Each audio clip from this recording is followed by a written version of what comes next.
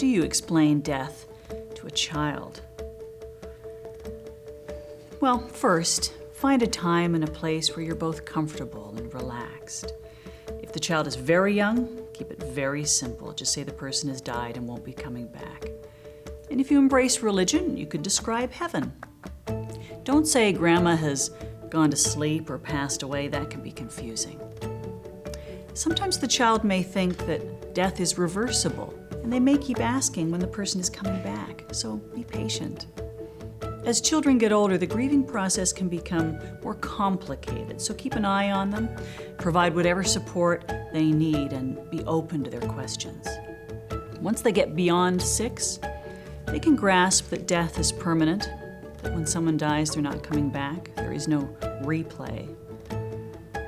But you can explain to them that as much as we miss that person, death is a natural part of life.